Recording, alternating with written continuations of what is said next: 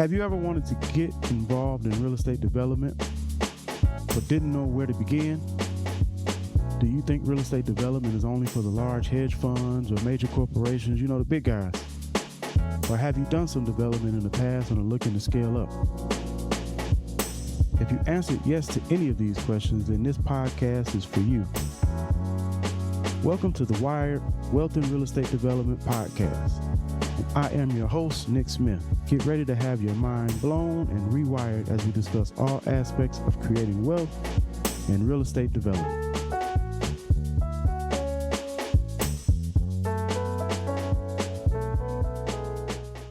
Good day, everyone. This is Nick Smith, and we're here with the W.I.R.E.D podcast, which is Wealth and Real Estate Development, where we talk all things wealth in families, wealth in individuals, and wealth in communities through real estate development.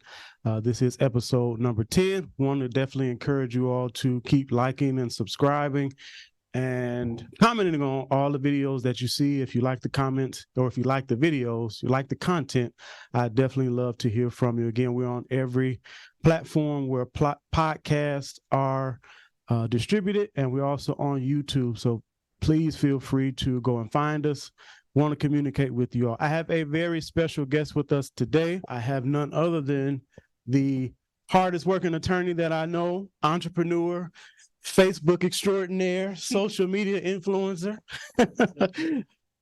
Miss Crystal Johnson with us. She is truly an outstanding attorney. She specializes in business formation, real estate, used to, in a past life, do some tax accounting and bookkeeping and tax preparation. But Crystal, if you can please introduce yourself. First of all, welcome to the show. Thank you for having me. Thank you so much for accepting my invitation. No. If you can, just give us a little bit of background, where you're from, what you're doing, and what's kind of in your path right now. Okay, well, I am from Gary. I graduated from Horace Mann, and I am an attorney. Like you said, I have a BS in accounting, and I went to Valparaiso University for my law school training. I have my own law practice in Crown Point, which is the law office of Crystal L. Johnson. And like you said, we do business formation, real estate, estate planning. I do a little bit of entertainment law as well. And that's pretty much it right now. Interesting. When you were growing up, did you always envision yourself being an attorney? I did actually, because I watched The Cosby Show, and Claire Huxtable was I felt like who I looked up to, even though like my uncle is a lawyer, my mom was a lawyer, but Claire Huxtable really influenced me. I get it. No, I just shared a post on Facebook recently, and it was a clip from one of the episodes of that show, where Bill Cosby, of course, what was his real name? What was his name on the show? Mr. Huxtable. Cliff Huxtable. There you go. He was showing Theo the importance of financial management. And, I think we really underestimated, especially as a culture, African Americans. That show played an important role in the time frame, because during that time frame, you didn't see African American households or families where the father was a doctor and the mother was a lawyer. You just didn't see that level of influence on TV. Right. And that show truly was instrumental, during that era. So that's interesting that you mentioned that. Personal statement for law school. But now that I'm in this, I noticed that Claire was not depicting the truth. This is what we really go through as attorneys, but it's all good. I'm here now. Right. Yeah. Curious. So how has actually being a lawyer differed from what you actually envisioned or what you imagined? It's a lot of stress. I'm not going to lie. We carry a lot on our backs. So imagine dealing with maybe 500 people's problems at the same time. And that's all on you. Wow. It's very stressful, but I was built for this. Yeah. That you were. You got to be a leader. 100% agree. 100% agree. But you started off, because I know you got your bachelor's degree in accounting. So you started off doing accounting. How did that kind of transpire? What was the thought process or the thought process behind getting your accounting degree? Okay. When I went to college, I was kind of undecided on my major. I really didn't want to go to college at all. But my mom sent me, she did the application and everything. She said, basically, you're getting the H out of this house. Okay, you're getting out of Gary. So when I was in college, my uncle, you know, he asked me, like, what are you going to do? And I'm like, I don't know. I'm just here, you know, just in college, just to be there having fun. And he was like, well, Crystal, you have to do something. You have to major in something that will always make money. Mm-hmm. And he said, money would never go away. So he's a CPA attorney. So he was like, why don't you major in accounting? I'll buy all of your books and you can work for me. And I'm like, okay. You know, I'm like, all right, fine. And that's what happened. I started working at his firm during the summers. I was making really good money and it just grew on me, you know. Interesting. That's how it happened. That is interesting. So how did the transition happen To being a lawyer? To being a lawyer? Okay, so one day my uncle came to me. He said, you know, Crystal, you need a ticket. In order to be successful, he said, you need a ticket. So my uncle is very, very serious about having some type of professional degree. Mm-hmm. So he's like, you're going to have to be a CPA or an attorney to take over my practice. Now, I'm not a fool. I did his financials. So I'm like, yeah, I'm going to go to law school. And then that way I can take over your practice. So once he retired, he gave me his book of business. Wow. And then I built off of that. Interesting. So what type of, your uncle was an accountant or he's an a lawyer? And a lawyer. Wow. Mm-hmm. Okay. That's interesting. So that's how the combination kind of happened. I know you are somewhat transitioning out of the accountant role. Because I was doing it. Sometimes when you're doing stuff, you just do what you have to do until you figure out what you really love. Right. I did that to survive. It was a good paycheck. But now I get a chance having my own business. I can kind of feel around doing other stuff. So I understand. Really cool. I can wholeheartedly agree because I'm at that point now with residential versus commercial real estate. Okay. I'm transitioning into commercial, but residential is where I've been for the last almost 10 years. And it's not always a faucet you can just cut, immediately off and on. As much as we wanted to, but it is a period. Take the little steps to transition out. So I'm just figuring out like what I love to do, what makes me happy. And that is, I love real estate. So are you, I know, and we're going to get into this, what your practice does as far as, helping the investors when they're buying the tax sales, things like that. But are you investing right now personally? Yes. So I invest in the tax sale as well. So we have properties too. So you know how hard that is. I definitely do. I definitely do. Yeah. So we're hitting on tax sale. Let's go there. What is a tax sale? What is a property tax sale? Okay, so a tax sale is an auction that is held by the county for properties that owners have delinquent taxes on. So you know that property taxes help the community by paying for police officer salaries, different things for the county. So judges, things like that. Mm-hmm. If someone becomes delinquent, the county will pretty much seize your property and sell it on a tax sale. So in Lake County, Indiana, there are two different types of tax sales. There's a commissioner's sale and there's also a treasurer's sale. So the commissioner's sale is the most popular one because it has a 120-day redemption period. So it's a very short redemption period. What a redemption period is the amount of time that an owner or anyone that has significant interest in the property, like a mortgage holder, things like that, has to pay the taxes so it can be taken off the tax sale. Gotcha. Right? All right. So the bid starts at $500, no matter what the amount of taxes are due on the property. So let's say the amount of taxes are $300,000. You could essentially win that property for maybe $1,500, $2,000, whatever, and you don't have to pay those back taxes. And then we have the treasurer's sale, which is in the fall.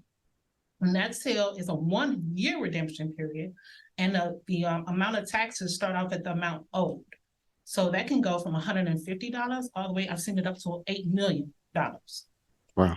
In taxes owed. So you're pretty much getting a property for pennies on a dollar, but you have to do your research. The due diligence is so important when it comes to these tax sales because they don't go off of the address of the property. It's all about parcel number. And sometimes when you have a home, your lot next door to you, your driveway, may be a different parcel number, but it still has the same address as the house. So I have a lot of people that purchase like a vacant lot next to a house, but they thinking that it's the house. You know what I'm saying? I've heard horror stories, trust me. Okay, yeah. But I've heard horror it's stories. a great way to get into real estate, because you're doing it for pennies on the dollar. And then also, it's not just Indiana, you have other states Right. that have this similar sales, for tax sale properties. So Right. I'm Now- thinking about venturing out as well, venturing out of Indiana. You started a Facebook group for tax sale investors, didn't you? Well, I'm an admin. You're So it's admin called for it. All Things Tax Liens. Okay. So that is where anybody that's interested in tax liens, they should be on that page because they talk about tax liens throughout the United States. So if you're interested in California, you can just ask the question, how does it work there? Somebody's going to answer the Right. question. Because the process is different state by state. It is. It is different state And by county state. by county. Right, So county by we deal county. with St. Joseph. So St. Joseph operates different than Lake County and so on. Gotcha. So what, if you had to give a high level, top 3 to 5 bits of advice, or top tips that investors could, really, really take hold of to make sure that they protect themselves in a tax sale? Because a lot of people hear those cheap prices, Yeah. and they get excited, but they don't do, again, kind of the due diligence that you're talking about. Yeah. And the excitement really dwindles when they find out what they actually bid it on. Case in point, I had a close friend of mine one time bid on a property, and he thought he was getting a whole, vacant church building. Came to find out he was only getting like the middle piece of the building, because it was based on, again, on the parcel number. So, but what would be kind of your top, I would say, 3 to 5 points of advice that you would give to somebody that's interested in really going into the tax sale? First of all, you need to learn how to do your research. So I do teach a class on this about the different sites that we use in order to do research. I use Lake County sites instead of using, third-party sites. Right. I want to use what they're looking at, because if you have an issue, you can say, hey, well, this is what your site said it was, So taking time to actually do the research. Some people want to, they just go into the bidding, they go in there blind. They just go into the auction blind. They haven't done a drive-by. Right. If you're from out of town, you should definitely get boots on the ground. We call it boots on the ground. So we'll send out guys to take pictures of the properties. And, you can't go inside of the property, but you can tell if it has a sunroof that isn't supposed to be there. Use the term sunroof very loosely. That's not supposed to be there. So the roof is very important, the foundation. Not just saying, oh, I got it for 500, because behind that 500 can come the violations from the city. Right. Because you're not keeping your property up. A lot of these properties need to be demoed. And that demo cost is going to be on you, the owner. Right. If they demand for it to be demoed, the city's not going to demo it. You bought it. You're responsible for it. So I think due diligence is very important, and maybe getting in the type of group that we have, All Things Tax Liens, learning as much as you can before you jump out there. 100%. And that drive-by is so crucial. And you actually have to drive by it more than once, because there have been people that have driven by it at the beginning of the process, and the property was there, but then you drive by a week or a few days before the tax sale, and the property is gone. So because what happens is, now I've noticed, because I always keep my ears to the ground, around when the tax sale list comes out, a lot of people burn their properties. It's like, if I can't have it, nobody can. Wow. So they'll just burn it down. Wow, that is very intriguing and interesting, Yeah. all in one. So definitely, here at our podcast, we do talk about development primarily, but it's all things real estate, wealth building and real estate. When you look at the tax sale in our county and Lake County, Gary has a high volume of properties. Gary, Indiana has a high volume of property, and a lot of that property is vacant land. A lot of it, I would say a good majority of it is vacant land. Do you see an opportunity for developers to utilize tax sales to come in and actually, pick up a lot of these parcels and actually do some development? Yes, I do, but they need to, before they purchase, they need to get with like the City Hall zoning department just to see if that area can be developed, because the city has some rules on how wide the lot has to be for you to develop on, because a lot of people are buying lots in between houses and they're too narrow for them to actually build on. So it's like, they're like, oh my God, I didn't know. So I would definitely talk to the building department or zoning department, Right. just to make sure that that area can be developed. Right. Right. No, and that is something, developers and investors have to be mindful of. In your older communities, a lot of times the lot sizes were smaller when properties were being built. But now that they've changed, the zoning and building codes have changed. Yes. Most of your newer homes cannot be built on the same exact footprint as some of your older homes. Right. And then I get a lot of people that talk about doing the container homes. Right. And my thing is, if they're not here yet, it's an issue. Why aren't they here? You're right. So we need to do some research to figure out what's going to happen. What I found out from some insurance agents was there's nothing to compare it to even insure it. Right. So it's a lot that goes behind it. So you got to really do that research before you purchase anything, right? So any real estate. What is your opinion on the container homes? I think they're cute.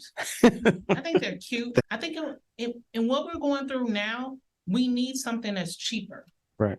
Because we are kind of, I don't know if you've noticed that a lot of people can't afford the $1,000 plus rent, and they can't qualify for a Section 8. So they're kind of just out there. So right. We need something a little bit cheaper for people to live in, smaller homes, things like that. Right. So charge a little bit less rent. That has come up with several of my clients. They've expressed interest, even tiny homes. Yes. The tiny homes, neither one of those have really taken root here in our area yet. Right. I think it is coming. Mm-hmm. I think it's coming. Our area, this area of Indiana sometimes can be a little stagnant.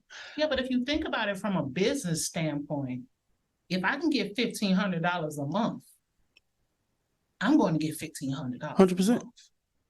So, at the end of the day, it's like you got capitalism, and then you got, I feel sorry for those people, but what can we do? I mean, I got the heart to do it, but it's got to make financial sense. 100%. 100%. Okay, so you are an entrepreneur. You started off as an employee, transitioned to an entrepreneur. Mm-hmm. What surprises came up when you said, hey, because a lot of people have the desire and they say they want to be entrepreneurs. But when it actually comes time to them becoming entrepreneurs, they're like, wait a minute, this is way more than what I bargained for. Yeah. Let's just put it what it is. It's a lot of money. Everything costs. That it is. Yeah. So you're going to have to make that sacrifice. So I started off, I had to take money out of my 401k to start it up, because most of us don't have, where our parents can just give us $100,000. We got to get it wherever we can get it. So that's how I started mine. Took some money out of there. Gotcha. Mm-hmm. Okay. Do you regret, or not, I won't say regret, but if you could do it all over again, would you still go in business for yourself? Absolutely. Well, that's all I know, because even though I worked for my uncle, I was a 1099 employee. Gotcha. You know what I'm saying? An independent contractor. So I was still able to do what I wanted to do. I came in when I wanted to come in and things like that. So I was a business owner. And then I did like taxes on the side. So I had a tax preparation company. We made candles. We sold jewelry. We sold purses. My family's entrepreneur. We hustlers. So everybody, most of my family, we are entrepreneurs. So I came up in that. That's all I know. Gotcha. Mm-hmm. Gotcha. No, I know you just recently also, you celebrated a wedding anniversary. I did. 16 years. 16 years. So 10 before that, and then 16 years. So that's 20. That's a lot of years. Yeah. That's a quarter of a century. That's a lot. It's a lot of time. I agree. It's pretty cool, though. I've got a few more years to catch up with you. Mm-hmm. Just a few. But is your husband an entrepreneur? Yes, he works with us as well. So okay, he's a part of the business too. But he's an entrepreneur, so he deals with our real estate, which is a whole. Because I don't want to deal with that. Okay, and when you say your real estate, you're talking about your investment properties. Yes, investment. Okay. Yes. Okay. So he gets me. Thank God. Has he always been an entrepreneur? Yeah. Okay. Because I see my wife is not an entrepreneur. Mm-hmm. And it's hard sometimes for a spouse that is not an entrepreneur to really understand the dynamics behind what being a business owner really is about. Yeah. Yeah. But It's he gets it. it's a challenge. So that's good. And one day we're working on trying to bring my wife into the business so she'll be able to see she'll be able to see firsthand kind of what I go through on a day-to-day basis. I mean, when you have to eat what you kill, Yeah. the decisions you make and your life choices change. That's true. If it wasn't for him, I probably wouldn't, because I was really scared to go out on my own. But he was like, well, Crystal, I mean, you running your uncle's law firm, you can do the same for yourself. And, he was like, don't you have faith? Don't you believe in God? I'm like, I do. Yeah. So, yeah, let me tell him I'm leaving. Sometimes you have to put your faith where your mouth is. That's true. And you have to act on it. That's true. I have definitely learned that. I have learned that 100%. With that, how are you all able to balance married life and business life? Or is there a level of separation that you all have been able to establish? I'm looking at your facial expression. I'm business 24/7. So, Okay. I mean, my husband, we've known each other since we were little kids. So, like, since I was 9 years old, he knows how I get down. So he encourages it, There's no problem. But sometimes I do need to, I'm starting to learn how to turn it off. I got to dial it down. Well, that's something it's a learned skill. Because it's something that for most entrepreneurs, that doesn't come natural to us. It's always 100. It's 100% goal, and we're going at 100 miles an hour. Look at me. I like to eat, so I can't just turn it off. Speaking of eating, oh Lord, here we go. So I've been following, of course, your social media. We're Facebook friends, and somebody that I'm sitting right across from has started back their fitness journey. Yes. They have started. How's that going? Yeah, the first week was pretty daunting, but I'm back on track. Okay. Yeah. That first week, oh Lord. Yeah. A lot of people, whether you're real estate investing, whatever entrepreneur endeavor you're doing, real estate development, if you're a lawyer, it means nothing if you don't have your health. That's true. I've learned that. That is true. It means nothing if we don't have our health, if we don't, and it's not just physical health. We got mental health, true, spiritual health, financial health, all of that. It all plays a part into our overall well-being, because so many entrepreneurs, so many real estate developers and investors I see get burned out. But what I've learned is, if I don't put myself first, I can't help nobody else. No. So, and if I go down, the whole ship goes down. So I got to take care of me. So I fell off, but I'm back on it. Is your hubby, is he joining you on that journey? He's doing like a watermelon fast type of thing. So I need to get on that. I want to lift the weights, but he's doing a detox and it's working really good for him. Outstanding. Yeah, but he's not getting up at 5 a.m. No. Understood. Yeah. It takes a lot of discipline to do that. It takes a huge amount of discipline, but I wish you well, 100%. I know you are going to crush it as you do and everything. Appreciate that. How important has networking been to you and your business? NYSEA and everything. Oh, that's what I do. I network. Yeah. 100%. My network is my net worth, as they say. Excuse me. I'm good at the networking thing. At first, I used to be an introvert, but not anymore. Because closed mouths don't get fed. Do not get fed at all. They starve. Closed mouths starve. Like I said, I'm a big girl. I like to eat. So, and that's actually how you and I met. Yeah. We met through NYSEA, which is Northwest Indiana Creative Investors Association. Yes. And I've met so many people. I always tell real estate entrepreneurs and entrepreneurs in general, real estate is a people business. It is. It's a people business. You cannot be afraid to go talk to people. You can't be afraid to go network with people at meetings, because the person you introduce yourself to might be your next partner. That's true. And because of them is the reason why I'm doing evictions, because of Corey and Joe. They got me into evictions, and that's going very well. With the evictions, I know that is something that you have kind of transitioned, because you weren't always doing evictions. No, I wasn't. I just started this year. What are some of because granted, that is a part of your practice. Yes. But I know you've seen some stuff like, this tenant probably shouldn't have even ever been in here. Yeah. So what are some of the things landlords and property investors can do to do a better job of screening and finding better quality? Because a lot of times evictions happen because as investors, you get desperate and you just want to fill a unit. Yeah. But I'm thinking that from what I've seen is that we can do more inspections, maybe Gotcha. quarterly or semi-annually, because some of these people saw the pictures. I mean, I'm not even going to discuss what's going on in some of these houses, but as a landlord, if I would have sent someone in there, then I could have stopped all that crap, in its tracks. Right. But Oh, and there's some bad stuff out there. You're speaking to a former property manager. Oh, So I used to manage over 300 to 350 graduate and faculty housing students for the University of Chicago. So there's one thing of being messy, and then this is another thing of being nasty. Oh yeah, like you walk in some units and it's like, how do you live like this? I mean, that's dog poop, everywhere. That's just nasty. Yeah, but what's considered nasty to us? Might be normal. It's not considered nasty to everybody. I've learned that standards of living vary, especially, and let's not even get into the change and the difference in cultures. Mm-hmm.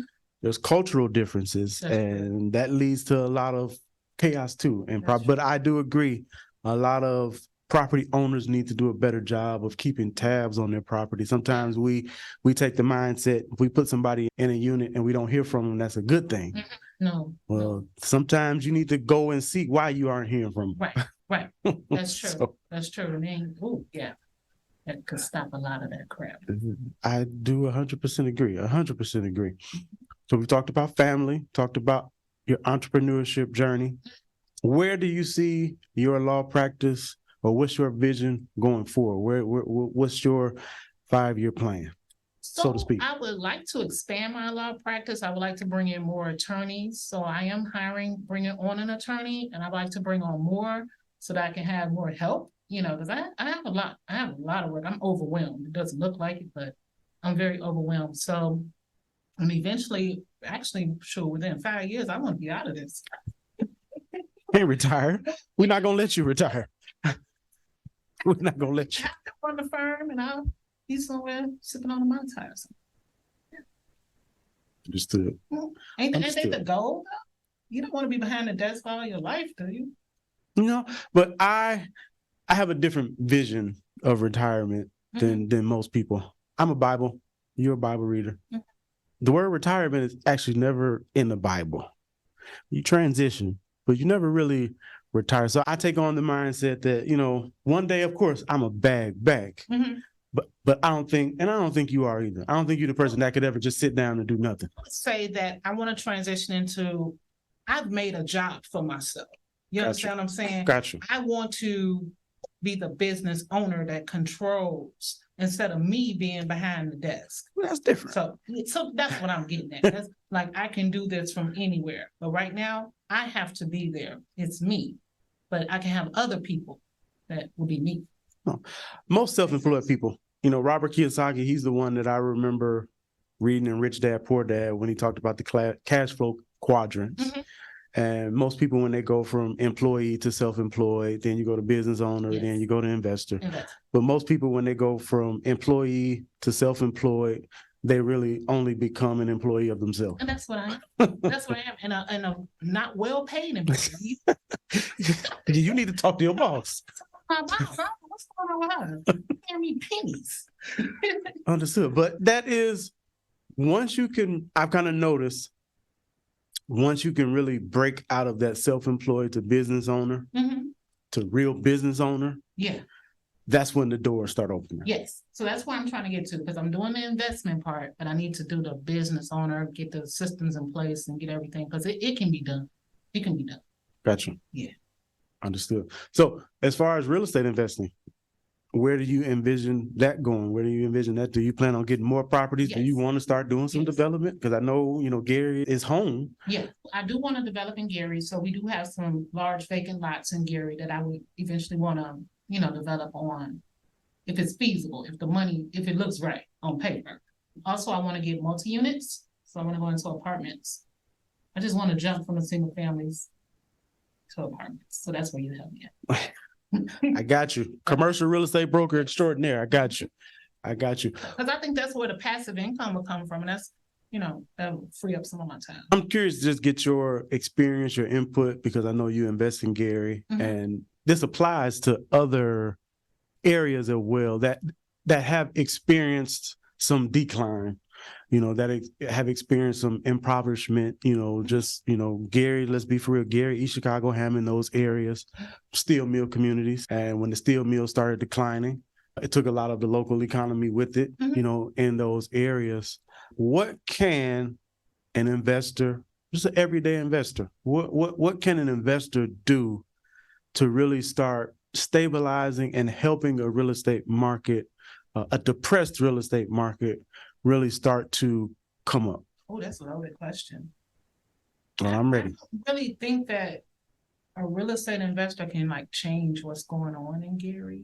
Wasn't that just specific to Gary? Oh, well, in impoverished cities? In impoverished areas. Well, I'm a director to Gary. Until we get a good school system, we are not going to get the type of professionals and things like that. Because all of my sisters and brothers, they're professionals, they high income. They don't live in Gary because there's no place for their children to go to school. You know what I'm saying? So until we get that school system in order, I think nothing really is going to change, because would you send your child to, I don't even know what schools are there. But they only have one high school left. Okay. West Side. Yeah, West Side. Yeah.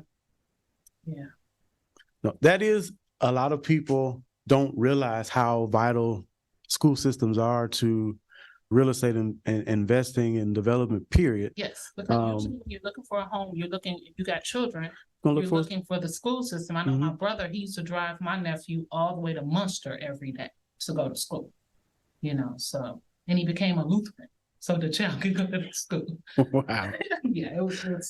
People serious about their children now, hey? Yeah, no, and that is the challenge with a lot of our urban, a lot of your urban cities, especially now, we have charter schools coming in. Yeah. And that that takes away some of the resources even for, the public schools. People have their varying opinions of charter schools, whether they're good, whether they're bad. The reality is they're here. Right. They're here, and they probably are not going anywhere anytime soon. But our educational system, public educational system, needs a reform, period. That's true. But let me go back. I just thought of something.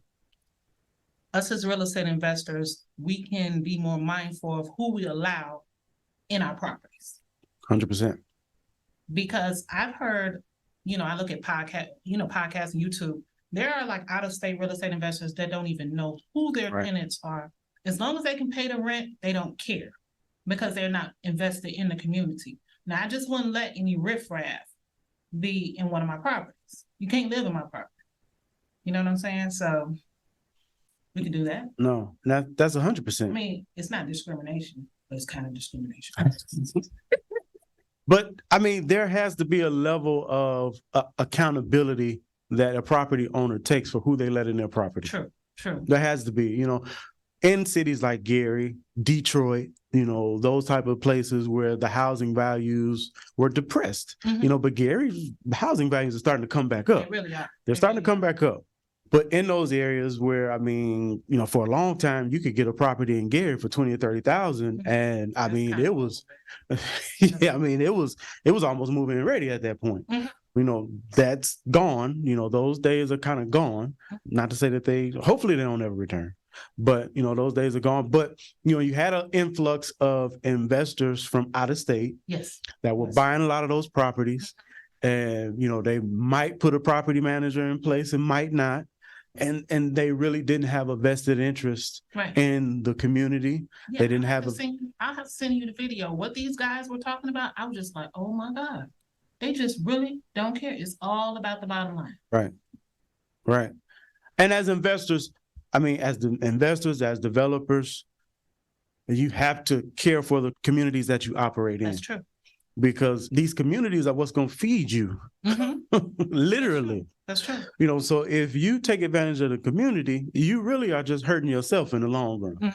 Because if you allow a community to go down where you own property it's going to affect the property at some point in time. True. Whereas if you come in and literally become a responsible property owner, I mean, you can uplift the neighborhood. That is true. And guess what? You'll benefit from that uplifting. That's true. That's true. And we need to do like more home ownership in Gary instead of just, the renting. We need more home ownership. Because that gives you a sense of pride when you own your home. There has not been a lot of new home development in Gary. Right. One primary reason is because of the housing values. Yes, that's true. Were low. I mean, for a long time, I mean, you could not sell a new home in Gary for what it cost to build it. That's true. So that's why, in cities like Gary and some of your older areas, when the new housing that you did see, it was all government related, where the city was building in certain areas because they could afford to take that hit. If it took them 200 to 250 to put it up and they could only sell it for 150 or 170. Yeah, it doesn't make sense. It doesn't make sense, but they can do it. Whereas a for-profit developer cannot do that. Right. A for-profit developer cannot do that. But do you see opportunities in the city of Gary for for-profit developers to come in and start doing some development now? Eventually, I just don't know when. Eventually, I think things are going to change.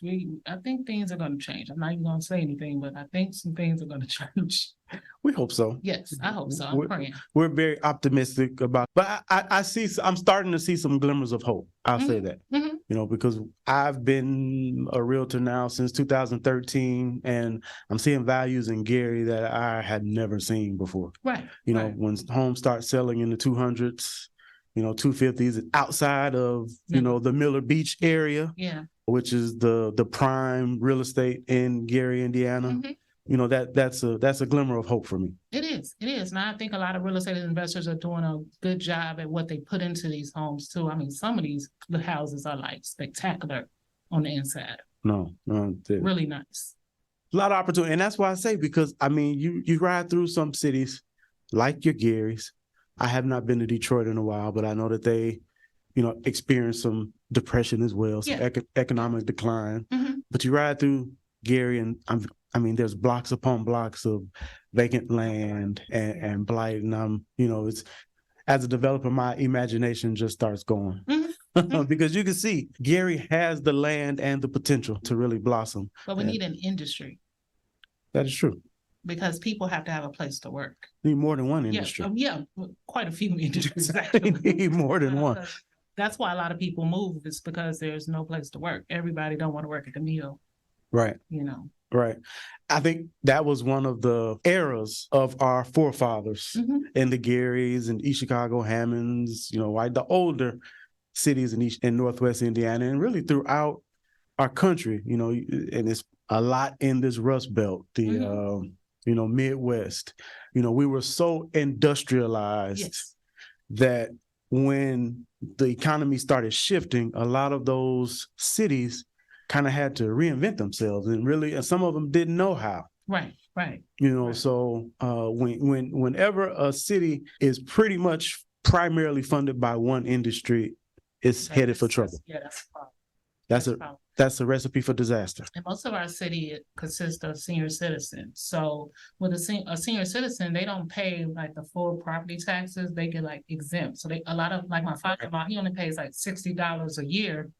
So what is that really going to do? Right. Right. That does not help the property taxes unfortunately, they have to go up. But then again, you can't really do that to a senior citizen that's on a fixed income. But we got to get the money from somewhere. So we got to get some industries. That we do. And they got to pay taxes. But generally, they get a tax abatement. So how does it help? And there have been a lot of discussions about the tax abatement. But I think once you get the industry in, even if they have, a tax abatement, because a lot of the tax abatements are for a certain number of years, things like that. Yeah. If you get the employee base and you get people actually living in the city, if it's a new industry and they actually are bringing employment, I think that's kind of the trade-off. Yeah. It's like what would we bring? I don't exactly. That's the conundrum. You need the industry for the people, but then the people need the industry. True. So chicken or the egg, which one goes first? So I'm going to be mindful of the time. I'm not going to keep you too long. We could talk we could, somebody that's interested, say, somebody's in their mid 30s, early 40s, they've had a desire to do some real estate development. Mhm. They've had a desire to do some investing. They've seen some dilapidated properties Mhm. in their neighborhood. Thankfully, I was blessed to be able to purchase a property in my hometown in East Chicago earlier this year. Awesome. 24,000 square foot property that's been vacant for 20 plus years. Okay. It's going to be mixed use once I finish it. But if somebody's in that situation, they want to help their hometown area or even the area where they live in blossom. Mhm. What advice would you have to somebody that wants to kind of get in that real estate investing, and not just for the quote unquote the profits, but Right. for, truly helping to revitalize a community? What advice would you have for that person? Well, first of all, it comes down to money. You cannot do any type of real estate investing without some type of money. So first thing I ask people is, how is your credit? Mm-hmm. Because we need to be able to get a credit line or something, apply for some type of financing. We can't do that with a 400 credit score. 100%. So we gotta be real, realistic. These dreams and stuff that people come with, come on, let's get real. Let's get it in order, get your finances in order, because it's a big risk. Like right now we're fixing up one. You gotta have that money. Like I had to get the siding. That's $5,500. I couldn't tell them, you know what, I ain't got it. You could have. No, Menards, I just can't do it. I need it, but I can't do it. You know what I'm saying? But yeah, it's all about money. Let's look at it like that. So if you don't have it, you can develop a team, Right. Maybe you do have some type of trades that you do. Maybe that can be your contribution. Get creative with it, Bring in some, I know a lot of guys, like my husband deals with a lot of guys they're like ex-cons, but they have, skills. So maybe you can bring them in, and maybe they just want to do something for a few $1,000s or something like that. Just really get creative if you don't have it. Gotcha. But understand it's going to be a sacrifice, because something always goes wrong. Always. It ain't never my budget is 45. Yeah, right. That sucker is 80 now because something happened, the foundation ain't right or something. Anything can go wrong. But money, you got to have money or access to credit. Right. You agree? 100%. Okay. But like you said, it doesn't have to be your money. It does. You just have to assemble the team. That's true. Because but that goes back to the networking. You gotta meet people, because you never know what person you're talking to and what resources they have available to them. Exactly. We have to talk to people. It goes back. We definitely do need to have the resources, have the funding in place. But also have to have, just as important as the funding, we got to have the pieces of the puzzle. A lot of people want to do things. And granted, I'm a faith guy. I believe in faith. Yeah. I believe in that wholeheartedly.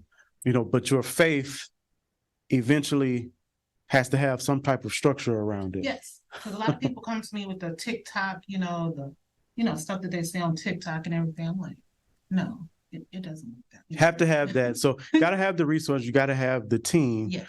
You also have to have some type of plan as to what you want to do. You definitely have to have a plan. And I mean, the plan is not always going to be, it's just not going to go as planned, but at least you have something in place. And talk to other folks, like you said, network. Right. Because before I get into something, I want to know what your experience was. So if I was to get into commercial real estate, I'm coming to you because I want to know the pros and cons, because you're going to say, Crystal, don't do this. I made that mistake. I believe in not making the same mistakes that somebody else made. You know what I'm saying? So I would trust you to be like, Crystal, that's not the way you're going to do it, Experience is the best teacher, but it does not have to be your experience. That's true. It does not have to be your experience. Somebody else's experience. I ain't got time to be making them costly mistakes. I know there are a lot of groups that we'll get ready to close it down. I know there are, a lot of groups that are out there in Gary and other areas where people are kind of starting to pool their resources together, Yes. Kind of like investment clubs to, I individually may not be able to take down a $2-3 million project. Right. But if we pool our resources together, maybe we can do something like that. What is your opinion on that? I think that's an excellent idea. Because if I got 10,000, then I got 100 other people with 10,000. That works out, because do you know how long it would take me to save up that type of money? Right. You know what I'm saying? We can do it now if we come together, but unfortunately, in our community, we don't do a lot of that. It's all for ourselves. Don't see the bigger picture. Yeah, we got to see the big picture. Got to see the bigger. But an investment, and we got to look at it like this too, an investment, you can lose or you can win. Got to understand how it's a gamble. And I don't want to lose my money, but then again, I know in the back of my mind, it could happen. Right.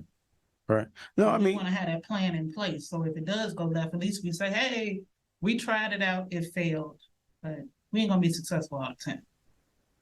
Does it make sense? Understood.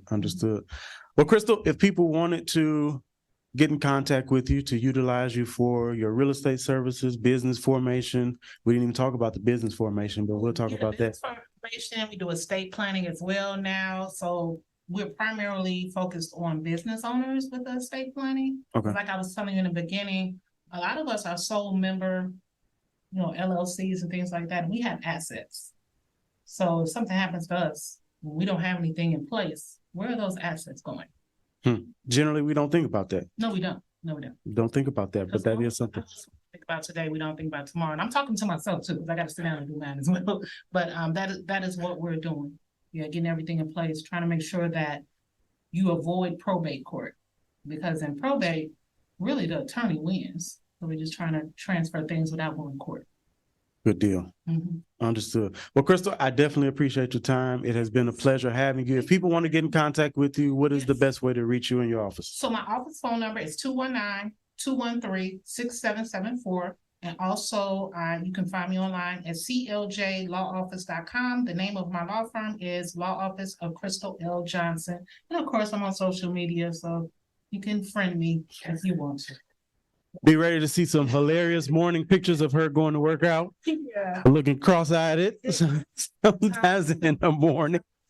So, yeah, thank you all. This is another episode of Wealth and Real Estate Development, where we are building wealthy individuals, wealthy families, and wealthy communities. Again, I want to thank my lovely guest, Ms. Crystal Johnson, for being here with us. It has been a pleasure. And you all, that's all we have for today. Let's go get wired up. See y'all later. Bye. Thank you so much for listening to today's episode. If you enjoyed it, please share this content with someone else who would benefit from it. I'm looking forward to having you with me on the next episode. Now go out and create some wealth and real estate development.